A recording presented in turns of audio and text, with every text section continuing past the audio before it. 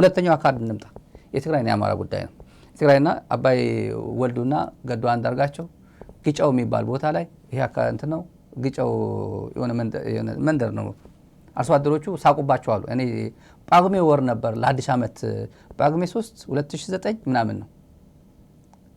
አንድ ዓመት በፊት ኃይለ ማርያም ከመውረድ በፊት ነው የነገሩኝ ነው እዛ የነበሩ ሰዎች። እና ግጫው የትግራይ ነው የአማራ ነው እና በቃ ዝም ብለን በቃ የትግራይ ነው የሆነ ይታወቃል፣ ግን እንስታቸው ለሰላም ይውሰዱ። አንደኛ ህብረተሰብ ምንድነው የምትሉን አለ አርሶ አደሩ። ለምንድነው የምትጠይቁ? ይሄ እኛ እኮ ምናቆጣጣ የለንም እኮ ከፈለግን እዛ ሄደን ልጆቻችን እዛ ኢንፍራስትራክቸር ብቻ አሟሉልን ያላቸው። እኛ እኮ ምናቆና ፖለቲከኞች ናቸው እኮ ይሄን የምታውቁት እንጂ እኛ እኮ እንኳን ግጫው አካባቢ የትና የት ሄደን ውለን አድረን ነው የምንመጣው። እዛው እነሱ መጥተው እዚህ ይሄን አርሰው ይሄዳሉ፣ እኛም እዛ ሄደን አርሰን እንሄዳለን። ምንም ምናቆጣጣ እኮ የለም። የእናንተ ፖለቲካ እኮ እኛ አያገባንም አሏቸው። ጳጉሜ 2 ወይ ጳጉሜ 3 ነው 2009 የተፈራረሙት ገዱና በቃ ጨርሰናል እንኳን ደስ ያለሽ የትግራይና የአማራ ህዝብ ብሎ አዲስ ዓመቱ ዜና የነገሩን ጊዜ ማለት ነው። ህዝቡ ጣት ምንም የሚያውቀው ነገር የለም። ፖለቲከኞች ብቻ እናንተ ናችሁ የረበሻችሁን ያላችሁ በዛን ሰዓት። እንዲህ ባለበት ሰዓት አብይ ደግሞ የሚፈልጋታለች እዚህ አካባቢ በአማራና የትግራይ ጉዳይ ካልኩሌት አድርጎ ነው የገባው። ሂሳቡን በደንብ አስልቶ ነው የመጣው። የኢትዮጵያና የኤርትራ ጉዳይ ድንበሩን እዛው በሊምቦ ውስጥ አድርጌ ዝም ብዬ በቃ እዛው በእንጥልጥላ አድርጌ መፍትሄ እንዳያገኝ አደርገዋለሁ። የትግራይና የአማራን በዚህ አካባቢ ወልቃይት ራያ ምናምን እያልኩኝ ጫወትባቸዋለሁ። ምንም ያጫወት የሚያከራክር ነገር አልነበራቸው። ይታወቃል እኮ አንድ ዳታ ልንገራችሁ። ዝም ለታሪክ ነው የምነግራችሁ። ያው ዛራ ሚዲያ ካለው ታሪክ ዝም ብሎ ለታሪክ ነው። ትግራይ የኢትዮጵያ ህገ መንግስት አልዋ ምላሽ ብሎ አያውቅም አይልም። አልዋ ምላሽ ግን ትላንት ነው በህይወት አሉ። አልዋ ምላሽ የነበሩ ተጋሩ በነበሩበት ይሄን ልንገራችሁ። ለምሳሌ የሂሳብ ታክስ የሚከፍሉት ማለት ነው። ታክስ የተከፈለው የቆቦና ተመልከቱ ከላይ ያለው የኢትዮጵያ ንጉሠ ነገሥት መንግስት የትግራይ ጠቅላይ ግዛት ነው የሚለው። የትግራይ ጠቅላይ ግዛት ክልል ማለት ነው። በዛን ሰዓት ጠቅላይ ግዛት ነው የሚባለው እና የቆቦና አላማጣ ማዘጋጃ ቤት ነው የሚለው። የቆቦና አላማጣ ማዘጋጃ ቤት የቴክኒክና ቅያስ ሰራተኞች ቀለብ ይላል። የጥር ወር 1945 ዓመተ ምህረት ድርሻ በአዝማች ሀብተ ጊዮርጊስ ተቀብለናል ይላል። 55 ስንት ነው የተቀበሉት? ብር 55 ብር ተመልከቷት። እና 55 ብር ነው የተቀበሉት። የካቲት 2 ምናምን ይላል 1948 እኔ የመቼ ወር ነው የተቀበሉት? የመቼ ዓመተ ምህረት? የጥር ወር 1945 ዓመተ ምህረት ሂሳብ እንትን ነው ታክስ ነው የድርሻ የሰራተኛ የቴክኒክና ቅያስ ሰራተኞች ቀለብ ነው። ለማን ነው? የቆቦና አላማጣ ማዘጋጃ ቤት ነው። ይሄ ቆቦ የት ነው? አማራ ክልል ነው። ቆቦ ትግራይ ክሌም አድርገው አታውቅም። ከህገ መንግስት በኋላ አልዋ ምላሽ ብላ ክሌም አድርጋ አታውቅም። አብያ ቃል እኮ ዝም ብሎ የትላንት ታሪክ ነው የምናወራ። በህይወት አሉ እነዚህ ሰዎች። የትግራይ ጠቅላይ ግዛት በሚባልበት ጊዜ አሉ። አሁን ትልልቅ ሰዎች አሉ አሁን የነበሩበት። ሌላም ላሳያቸው እዚህ ላይ ለታሪክ ነው የምናወራው። አብይ የሚጫወትባቸው ትግራይና አማራ። ይሄ የደርግ ጀነራል ነው። የደርግ ጀነራል ደብዳቤ ነው። በጣም ወሳኝ የሚባል ውድ ዶክመንቶች ናቸው እነዚህ። ማለት የቲፒኤልኤፍ ነው ቲፒኤልኤፍ እኮ ነው የወሰደው ቲፒኤልኤፍ እኮ እንትን አድርጎት ነው ለሚለው ትውልድ አስተማሪ ስለሚሆን ነው። እዚህ ላይ ላንብብላችሁ። የጀነራል ያቀረበው ሪፖርት የህወሓት ወንበዴ ይላል። የህወሓት ወንበዴ ቡድን ዶክመንት ነው ይሄ፣ ያው ሲጻጻፉት ነው። በሰሜናዊ ምዕራብ እዝ ቀጠና ክልል 6 ምለው አይነት የወንበዴ ድርጅት 6 አይነት የወንበዴ ድርጅት የሚገኙ ሲሆን በቆላው እና በየክፍለ ሀገሩ ውስጥ ትልቁን ሚና የሚጫወተው የህወሓት የወንበዴ ቡድን ነው ይላል።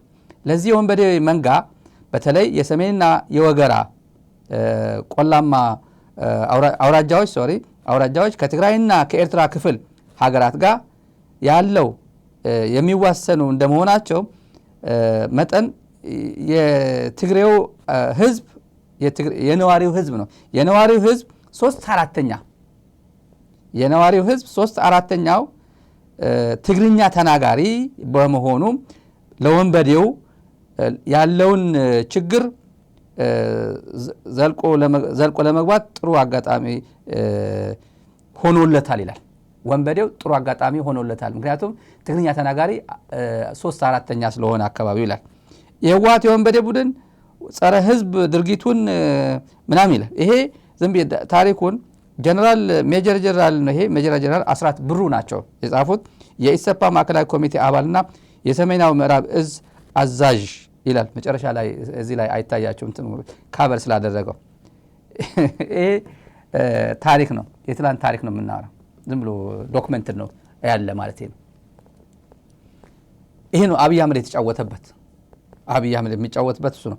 አሁን ገዱ አንዳርጋቸውና አብይ አህመድ ኢህአዴግ በነበሩበት ጊዜ ጎንደር ሄደው የመጀመሪያ ጃኖ ምናምን ለብሰው ሄደው የማንነት ጥያቄ ያለ የቅማንት ማንነት ጥያቄ ቅማንት ብሔር ነው ብሔረሰብ በሉት ብሔረሰብ ነው በህዝብ ነው እኔ ብሔረሰብ ነው የቅማንት ብሔረሰብ አለ። ይሄ ወልቃይት ብሔረሰብ የሚባል የለም። ወልቃይት ቦታ ወረዳ አንዲት ወረዳ ትንሽ ወረዳ ጸገደ ወልቃይት ሁመራ ዳንሻ ትንሽ ወረዳ ማለት ነው። ብሔር አይደለም። እንደ የአገው ትግርኛ ተናጋሪ የአገውኛ ወይ ኢሮብ የኩናማ እንደ ብሔር ነው ቅማንት ማለት ነው። ይህን የማንነት የሚለው ቋንቋ ይዞ መጡ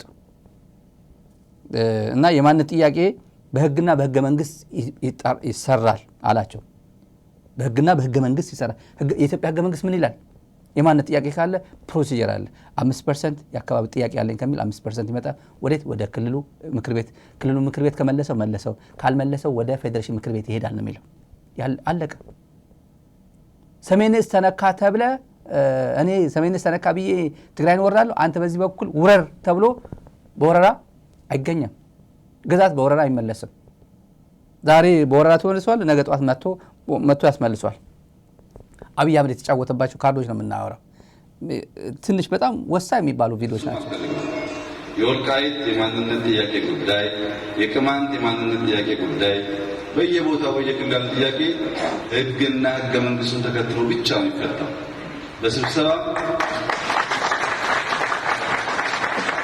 በስብሰባ በአዋጅም በአንድ መሪ ንግግርም የሚመለስ ጉዳይ አይደለም። ኢህአዴግ ገምግሞ እንዳስቀምጠው ህገ መንግስቱን ተከትሎ ምላሽ እንዲያገኝ ይደረጋል። ይሄ ለማስተማር ነው።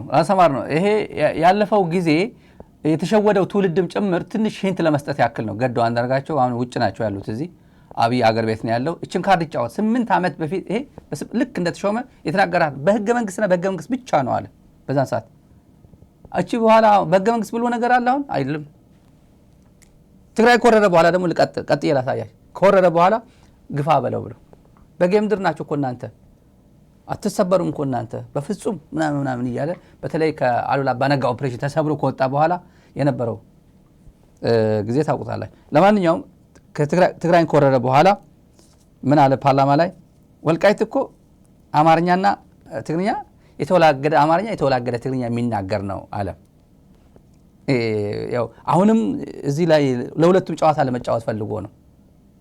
እንደምታዩት ባለፈው ምን ብያችሁ ነበር እዚህ ሚዲያ ላይ ምርጫ ይመረጣል ወደ ፓርላማ አለመጣ ኦፍላ ጸለምቲ ምዕራብ ትግራይ አካባቢ በሙሉ ወደ ምርጫ ይሳተፋል በልዩ ሁኔታ ምናምን ሲሉ ጌታቸው ልደታ ፍርድ ቤት ሄደው ተገተሩ። እዛው ሄደው እንከሳለን አሉ። አይ ክሳችን አንስተናል አሉ። በአቋራጭ ደግሞ አብይ ደውሎ ሜላትን ምን አላት? ዝጊው አላት። እዚህ ሚዲያ ላይ መጀመሪያ አይነገራችሁ እኛ ነን ዝጊው አይደረግም አላት። በአንድ ሰው ከፌዴሬሽን ምክር ቤት ትእዛዝም በላይ ሆኖ ሰውየው ታየው ዝጊው አላት። ይሄ ነው አገር ማለት። ሰውየው የሚከፍተው የሚዘጋው እንደፈለገ የሚያሽከረክረው ስርዓት ነው የተፈጠረው። ሜላትወርቅ ምስኪን ምንም የምታውቀው ነገር የላትም። አገኘሁ ተሻገር አድርግ ሲለው የሚያደርግ ነው። አገኘሁ ተሻገር በራሱ ደብዳቤ የሚጽፍ ሰው አይደለም። አብይ ደውሎ ጻፍ ነው ያለው።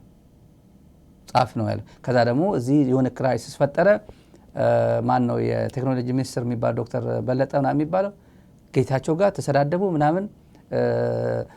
እነ ደመቀም ደስታችን በጣም ወደር የለውም በጣም ደስ ይለናል ምናምን አሉ። አሁን በጉልበት ከተያዘ በኋላ በጉልበት ይዘናል ደማችን አጥንት ከስክሰን አግኝተናል ብሎ የአማራ ብልጽግና ከፎከረ በኋላ የተናገረው ደግሞ ላስከትላችሁ። ከዛ በኋላ ከተናገረ በኋላ ማለት ነው። ተመልካቾች የኔ ፍላጎት ያስተት እንዳይደገም ነው። ዛሬ በጉልበት ነገ ታገሰ በጉልበት ከሆነ ዘላቂ ሰላም አያመጣም። ወልቃይት ብንፈልግም ባንፈልግም የተወላገደ አማርኛ የተወላገደ ትግረኛ የሚናገር የሁለቱ ህዝቦች ድልድይ የሆነ ህዝብ ነው። ሁለቱም ቋንቋ የሚናገር የተጋባ የተዋለደ ህዝብ ነው። ወልቃይቴነቱን ነው አትንኩብኝ ያለው እንጂ ከእንግዲህ በኋላ ትግራይ የሚባል ጋር አልገናኝም አልነጋገርም አላለም። አይችልም ቢልም ይሄን በህግና በስርዓት እንፈጽም። ለወልቃይት ይጠቅማል፣ ለአማራ ይጠቅማል፣ ለትግራይ ይጠቅማል። የሚጎዳው ነገር የለም። በህግና ስርዓት እንፈጽም የሚለውን ነገር ከብዙ ተንኮል ጋር ማያያዝ አስፈላጊ አይደለም። አሁን ይሄ ስለተወላገደ ቋንቋ የሚለው ምንድነው ነው? ክልሉ የት ነው? የት ክልል ነው ነው ጥያቄው። ኢትዮጵያ የፌዴራል ስርዓቱን ወይ ማፍረስ ነው ወደ ደርግ ጊዜ እንመለስ ነው ከተባለ ይመለስ። ግን ይሄ ህገ መንግስት ፌዴራል ስርዓት ነው፣ ቋንቋን ብሔር መሰረት ያደረገ አወቃቀር ነው ከተባለ አብይ አህመድ የተወላገደ ትግርኛ የተወላገደ አማርኛ የሚናገር ነው የሚለው። የተወላገደ ትግርኛ የሚያወራው የተወላገደ አማርኛ የሚያወራው የት ነው? ወልቃይት ብቻ ነው እንዴ? ወይ ራያ ብቻ ነው እንዴ? ሰሜን ሸዋ አወራም እንዴ? እኔ የምልህ ካሌሳ አሲደሜ ትላንት ደግሞ እንደዚህ መጣው ምናምን የሚል አይደል እንዴ? የሸዋ አማርኛ አይደል እንዴ? የሸዋ አማርኛ እንደወለጋ ነው እንዴ? አማርኛው አይደለም እኮ የሸዋ ኦሮምኛ እኮ ይታወቃል እኮ ግማሽ 50% አማርኛ የሚቀላቅለው። ግን he identifies himself as an Oromo ድንበር ላይ ስለሆነ ግን የአማርኛና ኦሮምኛ እየቀላቀለ ነው የሚያወራው። doesn't mean he's from Amhara አይደለም። ራሱ አይደንቲቲ ሰሜን ሸዋ ሰላሌ ኦሮሚያ ነው። የሰላሌ ኦሮምኛ ከወለጋ ከሐረር ይለያል፣ በፍጹም ይለያል፣ በደንብ ነው የሚለየው። እና እንደዛ ሰው የሄደበት የተወላገደ አማርኛ የተወላገደ ትግርኛ የሚናገር ምንድነው ነው? ለምን ክልል የሚያክል ሉዓላዊ የሆነ ክልል የሚያክል ሰሜን እስተነካ ብለ ለምን ወረ መጨረሻ ላይ ለዚህ ያደርገዋለሁ? አከራካሪ ነው። እንደዚህ ያደርገዋለሁ ብለ እንዴት ጨዋታ ውስጥ ገባ? ካርዶቹን ነው እያወራን ያለነው። አልፏል። አብይ ቃል ምዕራብ ትግራይ እንደሆነ ለጌታቸውም ነግረውታል። የሆነ ጊዜ እዚህ ጌታቸው እየዋሸን የትግራይ ህዝብ ዋሸው ነበር። ጌታቸው 2 ዓመት ሙሉ ዋሽቶታል። ጌታቸው አብይ የሚለውን አንለቅልህም እኮ ብሎታል። እዚህ ተናግረዋል። ትግርኛ ፕሮግራም ላይ ብዙ ተናግረዋል። አማርኛም እዚህ ዋሽንግተን ዲሲ መጥቶ በነበረበት ጊዜ አግኝቼዋለሁ። ጌታቸው ምንድነው የአብይ ስታንድ ምንድነው? ይመልሰዋል አይመልሰው ብዬው አይ ይሄ እኮ ከተመለሰ እኮ በአጭር ጊዜ የተቆጣ ሰራዊት አለ፣ የተቆጣ ህዝብ አለ። በቀላሉ እንትኑ ከተመለሰ በ2 ሳምንት ጦር መሳሪያ አስገብታችሁ በ2 ሳምንት እኮ ወደ አዲስ አበባ ልትመጡብኝ እኮ ነው እና አልመልስም ነው የሚለው ነው ያለኝ። እኔ አልዋሽም። ጌታቸው ያውቃል ምን እንዳለኝ ያውቃል። እንደዛ ነው ያለው ነው ያውቃል። እውነት ነው አውቀዋለሁ። ምዕራብ ትግራይማ አውቀዋለሁ። ትግራይ ነው ምን ጥርጥር አለው? ግን ትመጡብኛላችሁ ነው የሚለው ብሎኛል። እኔ ያለኝ ነው የምናገረው ኦን ሬኮርድ ዶክመንት ስለሆነ እኔና ጌታቸው ነገ ጽዋ ስንታረቅ ጀምር እንዳማራፍርበት አድርጌ ነው የምናገረው። እንደዛ ስላለኝ ነው። እና አብይ ራሱ ምዕራብ ትግራይ ነበር የሚለው ላሰማችሁ። ምዕራብ ትግራይ ሲል ማለት ነው የምዕራብ ትግራይ መንገድ ተአምር ነው። ምዕራብ ትግራይ አይላትም አሁን አይላትም። ያኔ ግን ወሮ ከያዘ በኋላ ቆላተንቤ ከገባ በኋላ እንትን ምዕራብ ትግራይ ነበር የሚለው። ሄዳችሁ ምን አቅጣጫ እንደተሰጠ ምን እንደተሰራ ምን እንዳልተሰራ በአካል ብትገመግሙ ጥሩ ነው። እዚህ የሚጠየቅ ብቻ ሳይሆን መሬት ላይ በጣም በርካታ ችግሮች ስላሉ መሬት ላይ ያለውን ችግር አይተን ሶልቭ ብናደርግ አብዛኛው ነገር መስመር የሚይዝ ይመስለኛል። በዘላቂነት ግን መፍትሄ ማግኘት አለበት። ህዝቡ የተጎዳ ህዝብ ነው፣ የተሰደደው መመለስ አለበት። ካላግባብ የተገደለው ቢያንስ በስርዓት እንዲቀበር መደረግ አለበት። በልማት የደረሰበት ጉዳት ደግሞ ታሳቢ ተደርጎ እንዲሰራ መደረግ አለበት። ያም ሆኖ ግን ወልቃይት ብዙ ቢፈናቀልም ወልቃይት ውስጥ ብዙ የዲሞክራሲ ጥያቄ ቢኖርም ከኢንፍራስትራክቸር አንጻር ደግሞ ብታዩ አንደኛው ኢትዮጵያ ውስጥ ከፍተኛ ተጠቃሚ የሚባል አካባቢ ምዕራብ ትግራይ ነው። ከ320 ኪሎ ሜትር በላይ ኮንክሪት አስፋልት በቀን 2-3 መኪና የማይሄድበት አስፋልት አለ። ጉዳትም አለ፣ የተሰራም ስራ አለ። ጉዳቱን ጠግነን የተሰራውን ተጠቅመን እንዴት እናለማዋለን የሚለውን እያዩ መሄድ ጠቃሚ ይሆናል ለማለት ነው። አመሰግናለሁ። አሁን ተመልካቾች ምዕራብ ትግራይ ነው ያለው። እዚህ ላይ ምዕራብ ትግራይ ስለ መንገድ ግንባታ እውነት ነው መንገድ ጥሩ መንገዱ በጣም ብዙ ኢንፍራስትራክቸር ተሰርቶበታል። ያው መጥቶ አወደመው የደመቀ መሬቱን ብቻ ነው ያልቆፈረው፣ አስፋልት ብቻ ነው ያልቆፈረው እንጂ ወልቃይት ስኳር ፋብሪካ፣ የትምህርት ተቋማት፣ የህይወት መካናይዜሽን የሚባል ምናምን በሙሉ ነው ሄዶ ዘርፎት ምናምን አደረገው። የሱ አለመሆኑ ማሳያ እሱ ነው እንጂ ነቅሎ ፋብሪካ ነቅሎ ያወድማል አይወድምም እኮ የኔ ነዋ። ኦልሬዲ ፋብሪካ ከነበረ እዛው ነው ይዘው የምትቀጥለው። አገር እንኳን ብትሆን ዩጎዝላቪያ ስትከፋፈል የነበሩ ፋብሪካዎች ይዘው ቀጥሏል። ራሽያ ስትከፋፈል የትም የነበሩ ፋብሪካውም መንገዱም ህንጻውም ነው እዛው የቀረው። አውድመውት አልሄደም። ራሽያ አውድመውት አልተለያዩ እዛው ነው የቀረው። አገር እንኳን ቢሆኑ ማለት ነው። እነዚህ ግን እንደዛ ነው ያደረጉት። በሙሉ ነው ያወደሙት መጥተው። ይሄን ጉዳይ በአንድ እንዝጋው።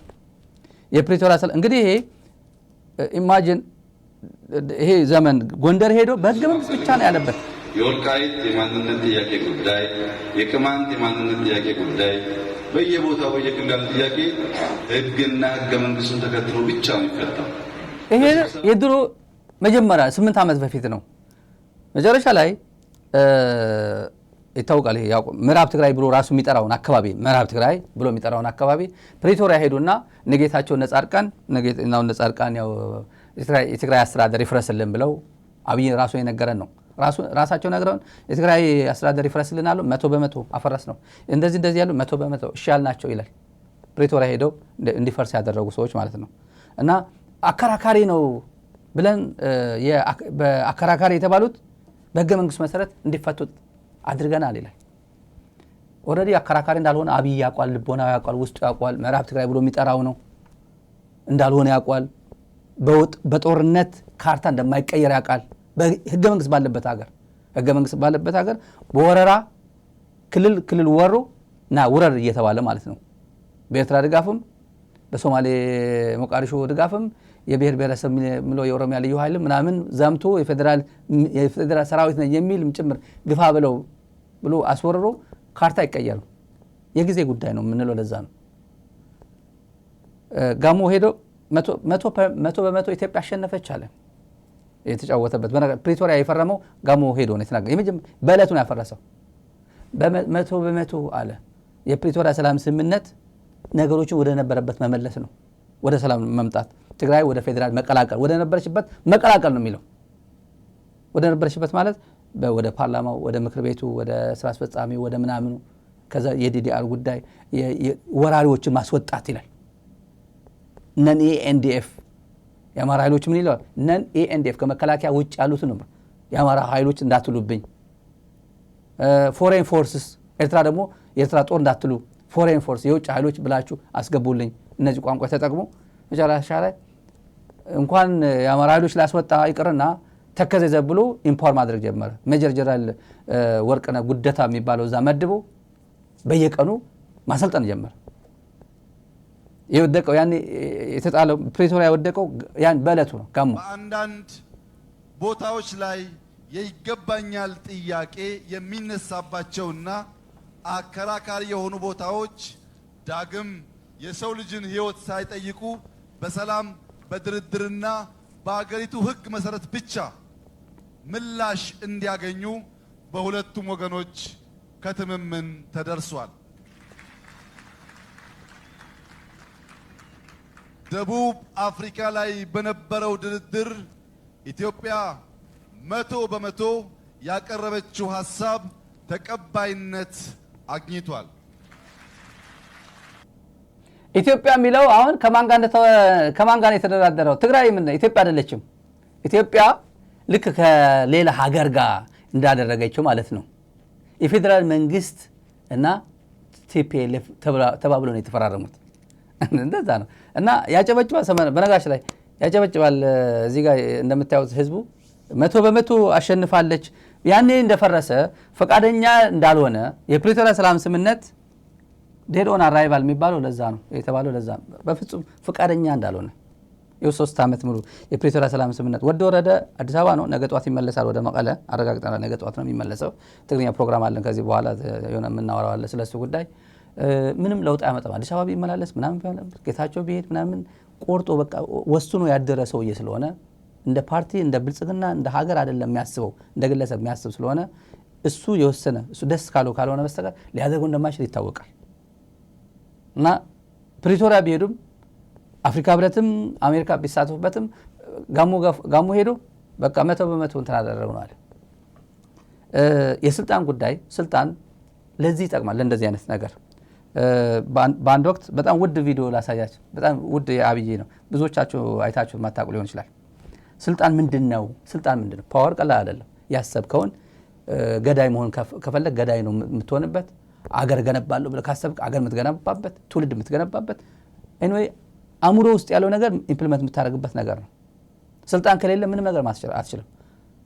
አብይ አህመድ በኃይለማርያም ጊዜ በመለስ ጊዜ እንደዚህ አይነት የማድረግ አልነበረውም። ስልጣን አልነበረው እና ምን አለ የታዘለ ፓወር ማለት ስልጣን ማለት የታዘለ ህፃን ቤቢ ልጆቻችሁ ስታዝሉ እዚህ ጋር አዝላችሁ ስታጫውቱ በቃ ይበቃ ቤቢ ውረድ በቃ ኖ ዳዲ ኖ አይደለም የሚለው ህፃን ልጅ ኖ ነው የሚለው። በቃ ዝም ብሎ ታዝሎ 10 ሰዓትም ቢሆን ቢቆይ ደስ ይላል። እንቅልፍ ካዚያለው በስተቀር ህፃን ማለት የታዘለ ህፃን ነው። ከታዘለ አይወርድም። የንጉሠ ነገሥቱ ኃይለ ሥላሴ ታሪክ ነው፣ ወሳኝ ነው፣ ከወቅቱ ጋር የሚሄድ ነው። ኃይለ ሥላሴ ሹማምንት ሰብስበው ስልጣን ማለት ምን ማለት ነው ትርጉሙ ብለው ጠየቁ ይባላል። እኔ ያልነበርኩም የነበራችሁ ሰዎች ካላችሁ እና አንዳንዶቹ ከእግዚአብሔር ተሰጠ ነው፣ አንዳንዶቹ ህዝብ ፈቅዶ ነው የሾሞት ወይም ሹመት ማለት በህዝብ ፍቃድ የሚሾም ነው፣ አንዳንዶቹ በኃይል የተሻለ ሰው የሚይዘው ነው እያሉ ትርጉም ሲሰጡ አፄ ኃይለ ሥላሴ ተሳስታችኋል አሉ። ስልጣን ማለት የሰው ትከሻ ላይ መቀመጥ ነው። የሰው ትከሻ ላይ መቀመጥ ደግሞ አንዴ ከወጡ መውረድ ይከብዳል። ውሸት ከመሰላችሁ ቤታችሁ ሂዱና የ3 ዓመት የ4 ዓመት ልጃችሁን ተሸከሙትና ትንሽ ከወሰዳችሁ በኋላ ውረድ በሉት። አባቤ ትንሽ ጠጋ በል ይላችኋል።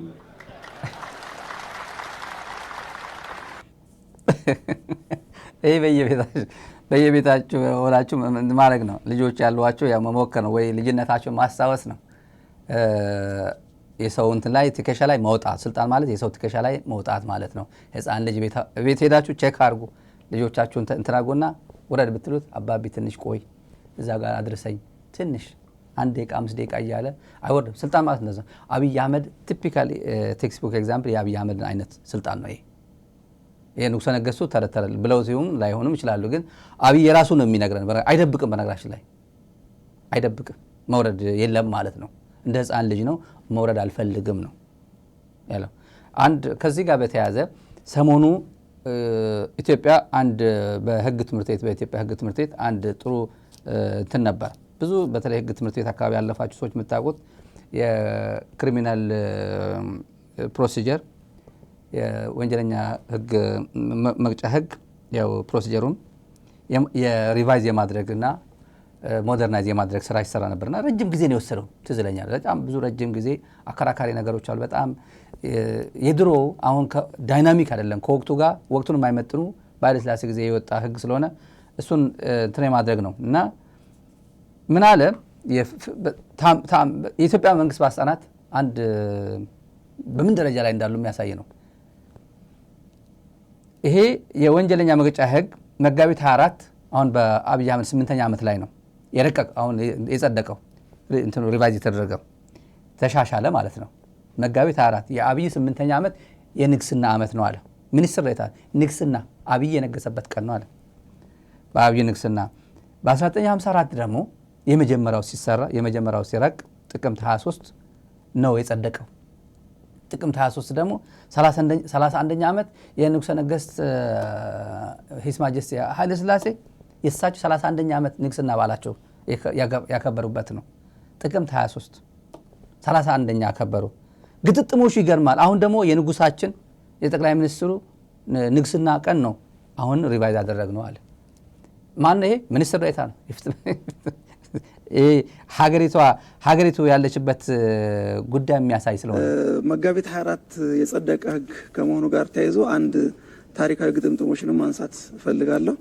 የ1954ቱ የወንጀለኛ መቅጫ ስነ ስርዓት ህግ የጸደቀው ጥቅምት 23 1954 ነው። ይሄ ማለት የንጉሱ የጃንሆይ 31ኛ ዓመት የንግስና ዓመታቸው የሚከበርበት ዕለት ነበርና የዛሬው የወንጀል ህግ ስነ ስርዓትና የማስረጃ ህግ እንዲሁ የጸደቀው መጋቢት 24 2018 ነው። ይሄ ማለት የክቡር ጠቅላይ ሚኒስትራችን 8ኛ ዓመት የንግስና ዕለት መሆኑን ማየት እንችላልና ይሄኛው የተለየ ግጥምጥሞሽ አለው። በእርግጥ እንዲህ አይነት ህጎች ያው ከሪፎርም ጋር ሀገራዊ ለውጥ ጋር ተያይዘው የሚመጡ መሆናቸው ነው። በእርግጥ እንደተባለው ነው።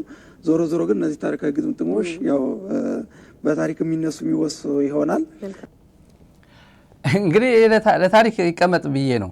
ተመልካቾች የበየነ መረብ ተቃውሞ እነ ልደቱ አያሌው ያዘጋጁት ተቃውሞ ላይ በተመለከተ ብዙ ሰዎች ሪአክሽን ሰጡ። በጣም ብዙ በተለይ አንዳንዱ ቆርጦ ተቆርጦ ቢደረግ ምክንያቱም 3 ሰዓት ከምናምን ስለሆነ ለእያንዳንዱ ውስጥ ገብቶ መስማት ስለሚከብድ ነው። እና ወዳጃችን ሚዲያ ላይ ያላችሁ እንደኛ ብትሆኑ እኛ በአካል መገናኘት የማንፈልግ መታየት የማንፈልግ መደዋል የማንፈልግ ሰዎች እንዴት አያችሁን? እኛ እንዴት አድርገን ነው የኢትዮጵያ ፖለቲካ እየቀየር ነው ያለ ነው?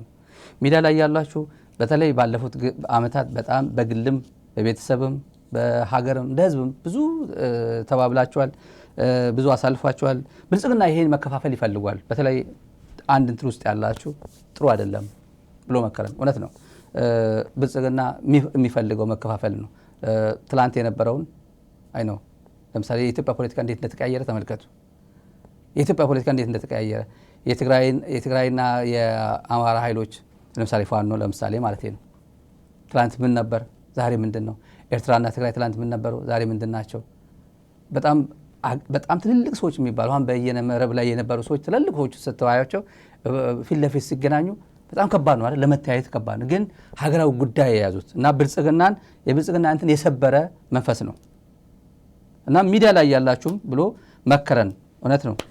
እኔም ብዙ ነገሮችን አሳልፈናል። በጣም ብዙ ነገሮች ዲሞራላይዝ የሚያደርጉ ስነ ልቦናችን የሚያደቅ በዚህ ደግሞ ያለፈው ጊዜ ደግሞ ብዙ ቤተሰቦቻችን አጣን። ብዙ ጉዳት ደርሶብን የስነ ልቦና ቤተሰብ ጭምር ያጣ ትውልድ ነው በዚህ ሰዓት ያለ ነው እና ሚዲያ ላይ ያለውም ለትግሉ የሚደግፍ መሆን አለበት። በጣም ብዙዎች እዚህ ላይ እኛ እንደ ፖለቲከኞችም የሲቪክ ተቋማትም ስክሪን ላይ መተን እንደዚህ እንደተሰባሰብ ነው። ሚዲያ ላይ ያላችሁም መጎሻሸሙን መሰዳደቡን ምናምኑን ተው። እኔ ይሄን በደንብ ተቀብየዋለሁ። በደንብ እሱም በደንብ እኔ በበኩሌ ማለት ነው እና በግል ዝም ብሎ ለምሳሌ ሚዲያ ላይ ስም ሳንጠቃቀስ በጣም ነው የምንሰዳደብ። የምታውቁት ነው። እኔም ይሰድቡኛል፣ በጽሁፍ ይሰድቡኛል። በጽሁፍ ከነስሜን ጭምር እንትን አድርገው ቤተሰብ በተለይ በትግራይ ፖለቲካል ዲስኮርስ የምታውቁት ልጆችን ቤተሰብን ቁልቁለት ያደረጉ ኤክስ ያደረጉ ምናምን በጣም ብዙ ነገር አሳልፈናል እኛ።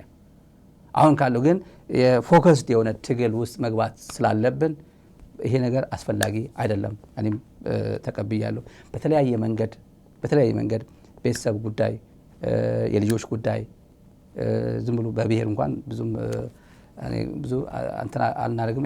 ባይ ኤኒሜስ ብዙዎች አሁን መስረብ ቢችሉ ይቀጥሉ፣ ችግር የለውም።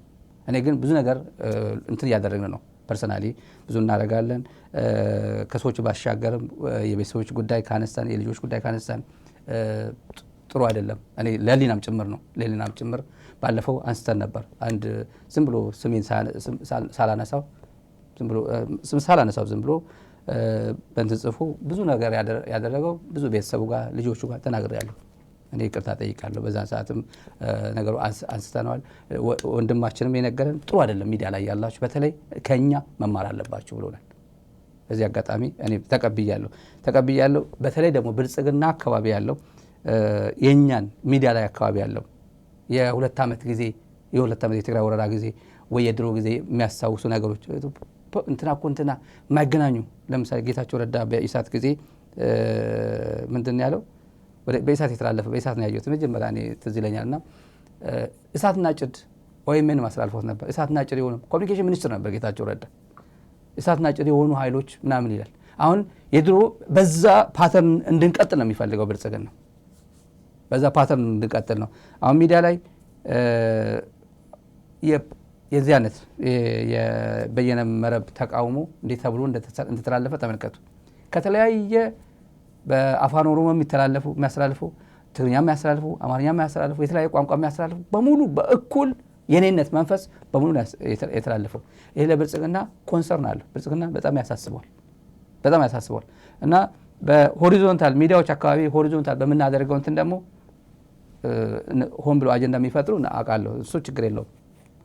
ሌላ አንድ ፖለቲካል እንትን ላይ መስመር ላይ ያሉትን በሙሉ ግን ከዚህ እንደ ትምህርትም ነው። እኛም ትምህርት ወስደናል። ብዙ ጊዜ ብዙ ነገሮችን እየሰራን ቆይተናል። ለወደፊቱም ግን ይሄን ጉዳይ በደንብ አድርገን ለህሊናም ጭምር ለራስም ለህሊናም ጭምር ጠቃሚ ስለሆነ እና ለትግሉ ከኦቨርኦል ትግሉም ጠቃሚ ስለሆነ ይሄን በደንብ አድርገን እንሰራበታለን። ሌሎችም ጭምር ማለት ነው። ይሄ መልእክት አንድ ወዳጃችን የነገረኝ ነውና ተቀብለናል ማለት ነው። የበየነ መረብ ተቃውሞ በርካታ ሲቪክ ተቋማት፣ ፖለቲከኞች ከሀገር ቤትም በተለይ የሀገር ቤቱ በጣም ድፍረት የተሞላ በጣም ድፍረት በዚህ ሰዓት በዋትስአፕ ልናገር፣ በቴሌግራም ልናገር፣ በሲግናል ልናገር ብሎ ሁሉም በተጨነቀበት ሰዓት ደፍረው በስክሪን ላይ መጥተው እንትን ማድረጋቸው በጣም የገረመኝ ድፍረታቸው ማለት ነው። ምን ያህል ፖለቲካል ኮሚትመንት እንዳላቸው ለመብታቸው አሁን ኢትዮጵያ እንደገጠማቸው ችግር መፍትሄ እንሆናለን ብለው ወጥረው እየሰሩ ያሉት እና ሚሊዮኖች የተከታተሉት እና ከተለያየ ካቴጎሪ ደግሞ በጣም ኢትዮጵያኒስት የሆኑ አሉ፣ ናሽናሊስት የሆኑ አሉ፣ ብሔርተኛ የታጠቁ አሉ፣ ሰላማዊ ትግል ውስጥ ያሉ አሉ። ይህን ሁሉ አደራጅቶ አቀነባብሮ አደራጅ ማለት ይህን ሁሉ ኦርጋናይዝ አድርጎና አስማምቶ አንድ ፕላትፎርም ላይ በሙሉ የኢትዮጵያ መንግስት ቁጭ ብሎ እያየው የታጠቀውም ያልታጠቀውም ሲቪክ ኦርጋናይዜሽንስ እና ከአዲስ አበባ እንዳትገባ ተብሎ የተከለከለም ከአዲስ አበባ ሸሽቶ የወጣም የመንግስት ባለስልጣናት የነበረም ትላንት የብልጽግና ትልልቅ ግምቱ ባለስልጣናት የነበሩም ያልነበሩም የተጎዳውም የጎዳውም አንድ ስክሪን ላይ ሲታይ ትልቅ ነው። ድፍረት ማለት በቃ ምን ኮሚትመንት የሚያሳይ ነው። ለዚህ ነው ሚዲያ ላይ አካባቢ እንደዚህ አይነት እንትን መታየት አለበት ያልኩበት ምክንያት ለዛ ነው። እና ፖለቲካ ይቀያየራል እንዳልኳቸው ኦብቪየስሊ ፖለቲካ ይቀያየራል። ቋሚ ጠላት የለም። ቋሚ አላማ ነው ያለው። ቋሚ እንትን ነው የሚኖረው እንጂ የትላንት አጋር የዛሬ ጠላት ይሆናል፣ የዛሬ ጠላት የነገ አጋር ይሆናል ወይ የዛሬ አጋር ይሆናል። እንደምታዩት የኢትዮጵያ ፖለቲካ እና ያስተላለፉ ሚዲያዎችም አሉ። አንድ ትንሽ በዛ ላይ እንደ ምክር ብጤ ማለት ነው። እንደ ምክር ብጤ ለምሳሌ ዳራ ሚዲያ በአሰና ቴሌቪዥን በቀጥታ ስርጭት 3 ሰዓት ከምናምን ሙሉ በቴሌቪዥን ነበር ያስተላልፍ ነው። ቴሌቪዥን ወጪውም እንደሆነ ታውቃላችሁ። ለአንድ ደቂቃ ማስታወቂያ ስንት እንደሚያስከፍል ታውቃላችሁ። ለአንድ ደቂቃ ማስታወቂያ የኢትዮጵያ ቴሌቪዥን ፋና ስንት እንደሚያስከፍል ታውቃላችሁ። ይህ የኢትዮጵያ ጉዳይ ነው ብለን ግን በቴሌቪዥን በሳተላይት ነው ሲተላለፍ ያመሸው። ብዙዎች ያዩት እርግጠኛ ነኝ። ሚሊዮኖች ነው የሚከታተሉት። ዩቲዩብ ላይ ያለው ደግሞ አሉ። ዩቲዩብ ላይ ያሉ ወጪ የለውም። ኢንተርኔት ብቻ ነው ወጪው እንጂ ኢንተርኔት ላፕቶፕ ከፍቶ ሊንክ ማድረግ ነው። ምን ወጪ ይኖረዋል? ጉድ ፌዝ ካለ ኮሚትመንቱ ካለ ለለውጥና የዚህ አጋር አካል ነኝ እኔ የኢትዮጵያውያን ይህን ሁሉ ኃይል መጥቶ እያለ እኔ ለምን አልተሳተፍም ብሎ መሳተፍ የሚገባቸው ግን ያልተሳተፉ አሉ። አንዳንዶቹ ጓደኞቻችን የስራ ትልቅ ሰዎች አሉ። ሚዲያ ይዘው ቢያስተላልፉ መልካም ነው ማለት ትንሽ ኢንፑት አለ ማለት የሚያደርጉት ነገር ይኖራል ማለት ነው። ለትግሉ አስተዋጽኦ ያደርጋሉ ነው። ምክንያቱም ሳተላይት ወጪ የላቸው ምናምን የላቸው በቀላሉ ዩቲዩብ ሊንክ ቢያደርጉት ዩቲዩብ ላይ የነሱ ኦዲየንስ ላይ መድረስ ይችላል ማለት ነው። በሌላ ካልደረሰ በእነሱ መድረስ ይችላል ማለት ነው። ከሁሉም በላይ ግን ኮሚትመንቱና ጉድ ፌዙ አለ ማለት ነውና እነዚህ ኮምፔርቱ ለምሳሌ ሳተላይት ወጪው ብዙ እያለ በሳተላይት ያስተላለፍ ሚዲያዎች ስላለን ነው። ስለዚህ በተመለከተ የቀድሞ የፓርላማ ብቸኛ ተወካይ የነበረው ሰውዬ የብልጽግና ሰው ነው። አሁን የአዲስ አበባ ካድሬ ነው። የአዳነች አቤቤ አካባቢ ያለ ሰው ነው። ይሄን ካየ በኋላ አቁም እኮ ማን ጠቅላይ ሚኒስትር ማን ኤታማዦር ሹም እንደሚሆን እንኳን አቁም፣ እርስ በርሳቸው አይግባቡም፣ በእስክሪብቶ አይናቸው መጠፋፋት የሚፈልጉ ሰዎች ናቸው።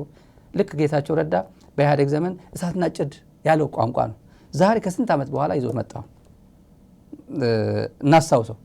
አቶ ልደቱ ምስጋና አለው ከመሳይ ጋር ያደረገው ምስጋና ማለት ወደ እናንተ ምናደርሰው የሽግግር መንግስትን በተመለከተ የሽግግር መንግስት የሚሉ ሰዎች የሽግግር መንግስት አቋቁመው አገር ለማፍረስ ያቀዱ የአገር ጠላቶች ፕሮጀክት ነው።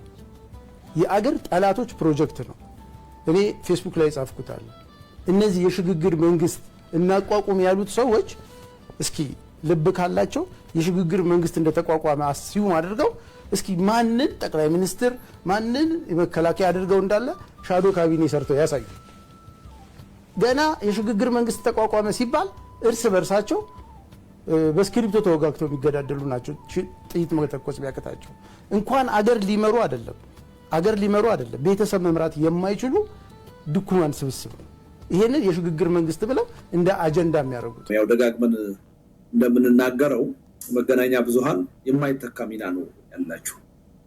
ለምንድነው የማይተካ ነው የምንለው? እናንተ ለምሳሌ ጉዳዩን ካልደገፋችሁትና ካላስተላለፋችሁት እኛና የኢትዮጵያ ህዝብ ልንገናኝ አንችልም፣ ወይም ሐሳባችን ለኢትዮጵያ ህዝብ ሊደርስ አይችልም። ስለዚህ እናንተ ሚና በጣም በጣም ወሳኝ ነው። በዚህ አጋጣሚ አንተን ብቻ ሳይሆን ሌሎችም በተመሳሳይ ትብብር ያደረጉ መገናኛ ብዙሃን ሊመሰገኑ የሚገባቸው ናቸው። ኢትዮጵያ ውስጥ ያለው ችግር የተናጠል ችግር ሳይሆን የሁላችንም ችግር ነው። ይህን ችግር በተናጠል ሳይሆን በጋራ ታግለን ነው ማሸነፍ የምንችለው መለወጥ የምንችለው የሚል እምነት ኖሮት የኢትዮጵያ የፖለቲካ ኃይሎች ወደ አንድ የትብብር መድረክ እንዲመጡ ነበር የፈለገው። አሁን የዛሬው መድረክ ሁለት ነገሮችን አሳክቷል። አንደኛ እንደምታውቀው መሳይ አሁን አንድ ድርጅት ብቻ አይደለም ይሄን መድረክ ያዘጋጀው፣ 9 ድርጅቶች ነን። እንደውም እነዛ 9 ድርጅቶች በውስጣቸው በርካታ ንዑስ ድርጅቶች ያሉባቸው ናቸው። ይሄን ስናደርግ ብቻ ነው አሁን የሀገሪቱን የህዝቡን ህልውና አደጋ ላይ የጣለውን መንግስት ተገዳድረን ተጨባጭ የሆነ ለውጥ ልናመጣ የምንችለው የሚለው ሐሳብ አሸናፊ ሆኖ ነው ዛሬ ያየው ሁኔታ የተፈጠረው። መሳይ አሁን ዛሬ ያያቸው ሰዎች ከ6 ወር ከዓመት በፊት እንኳንስ በአንድ ድርጅት ታቅፈው ወይም በአንድ መድረክ መጥተው ለጋራ ዓላማ ተመሳሳይ አቋም ሊያራምዱና ፊት ለፊት እኮ ሊተያዩ የሚፈልጉ ሰዎች አሉ። በጠላትነት የሚተያዩ ነው የነበሩ። አሁን ምን ተሰበረ? ያ ተዋጽኦውን ካየህ የሁሉም ብሔረሰብ ተወካዮች የተለያየ የፖለቲካ አመለካከት የሚያራምዱ የብሔር ናሽናሊዝም የሚያራምዱ የኢትዮጵያዊነት ወይም የዜግነት ፖለቲካ የሚያራምዱ ለዘብተኛ የሆኑ አክራሪ ናቸው ልትላቸው የምትችል በቃ ያን የፖለቲካ አስተሳሰብ ልዩነት ጥሰው ነው የመጡት።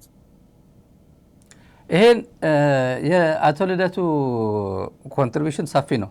አቶ ልደቱ ሁሉም ጋር አለ፣ እዚህም እዛም ጋር በጣም ኒውትራል ሆኑ ለበርካታ ዓመታት ያው ዋና ልደቱ የሆነበት ለዘብተኛ ፖለቲካ ከማራመዱ ባሻገር በትግራይ ጦርነት ጊዜ የነበረው ገለልተኛ የሆነ በጣም እና ጸረ ወረራ እና የትግራይ ጦርነትን በክፉ ከተቃወሙ ሰዎች አንደኛው ስለነበረ ነው እና ለብዙ ነገር ቅርብ ሆነ። በጣም ብዙዎችን በማቀራረብ ዘንድ የልደቱ ይመስለኛል እኔ በጣም ብዙዎች በአቶ ልደቱ ምክንያት የተቀራረቡ ይመስለኛል። የሰማይና የምድር እንትን ያላቸው ሰዎች ጭምር እዛ ላይ ስክሪን ላይ ስታዩቸው የአቶ ልደቱ ኮንትሪቢዩሽን ይመስለኛል ትልቁ ማለት ነው። በጣም ብዙ በማቀራረብ ረገድ አንድ መጨረሻ ላይ አንድ ከአፋር አካባቢ አፋር ሐራ መሬት የሚሉት ነገር አለ። ሐራ መሬት በተለምዶ የስምረት ፓርቲ የነጌታቸው ፓርቲ ታጣቂዎች ናቸው። ኖርማሊ ስምረት ፓርቲ ነው ከላይ ሆኖ የሚያስተባብረው የስምረት እንደ ፓርቲ ስምረት ነው። ከላይ ያሉት የስምረት አባላት ያልሆንም አሉ፣ ጻድቃንም አሉበት ይላሉ። ከዛ የወጡ ሰዎች ጻድቃን ነው አዛዣችን ነው የሚሉት እና ባለፈው ሳምንት የአዛዦች ቅያሬ እዛ በኮሎኔሎች ሲያስተዳድሩ የነበሩት ሲመሩት የነበረ ብርጌደር ጀነራል መጥቷል ከትግራይ አዳዲስ ሰዎች የመጡ ስለሆነ በእነሱ ይተኩ ሲባል ዘራፍ አሉ፣ እንተያያለን አሉ እና ወንድ ሆንና የኔ ግንባር መጥተ የኔ ሰራዊት ላይ መጥተ እኔ ነኝ አዛዥ ብለም ናሉት። ከባድ የሚባል ዛሬ በጣም ቪዲዮ አለ። ከአዛዥነት አልወርድም የሚል ማለት ነው። የጥቅም ጉዳይ ስለሆነ ነው። አንድ ዝም ብዬ ዛሬ ላኩልን ነው ከነሱ የላኩልን ነው። አለ ወይ ከንቅንቅ ካብ ግንባር ፍልጠ ወይ ከንቅንቅ ራይት ማለት كنقنق كعيات ولا ينطع يورد الله منقد يورد منقد الله ينطع نايس باي سرح يكسر حد الله ناتو نايزي حجاز اللهون او حجاز اللهون عين الرخل ورا الله علامه شوف حجاز الله سرا إذا مخان يأمن حوزي وطع جن ننقص كفنكلن هنا يغلن كبرن هنا يغلن جنبار خلته هالي جنبار كفتر صغير مينس يكفتر لنا هالي جنبار كباز حلن كباز كراو حلن كنا الراوحينا عبدي زلهم مرحتا ما ننسى نغنغ أكا مرح يلن فعلي كاتزي خوين من ينغنغ أكا سرح سيكا عامنتها ليكا كتوسخن بار كتغنس هذه ተመልካቾች እንግዲህ ኮሎኔል ነህ ኮሎኔል ንጉስ ገብረ ጨርቆስ አንደኛው ግንባር የኔ ግንባር ነው ማንንም መጥቶ ይሄን ሊቀማኝ አይችልም አንድ ኮሎኔል በርሀ ባራክ የሚባል ወድራያ የሚሉትም አለ እሱም ተመሳሳይ ጥያቄ ያላቸው ነው አሁን ያመጡት ነው አዲስ አመራሮች እናንተ ኮሎኔል ናችሁና በብርጌደር መመራት ያለበት ተብሎ እኛ የቆየን እናንተ ትላንት መጥተው ምን ብሎ የኛን ሰራዊት የሚያዙት እና እንታያለን ፉከራው ቀረቶ ያው የምታዩት ይሄ የኮሎኔል ንጉስ ነው ድጋፍ ያለው ይመስላል ግንባር ሁለት ነው ገና ሌላ ግንባር ፈጥራለው እዚህ መጥቶ ግን ማንንም አያዘኝም ያው አማጺ እንት ነው የጥቅም ጉዳይ ነው በነገር ስንሰማ በጣም የጥቅም ጉዳዩ ሰፊ ነው ባለፈው እዚህ ሸዊት ቢተው በላይ ከዛ የመጣ መረጃዎቹ ነግሮናል ለምን ስልጣን እንደሚፈልጉትና ይሄን ትልቁ ፓወር ከላይ አካባቢ ያለው በተለይ ለምን እንደሚፈልጉት ከገንዘብ አንፃርና በጀቱ እንዴት አድርጎ እንደሚጠቀሙት በዝርዝር ሰጥቶን ነበር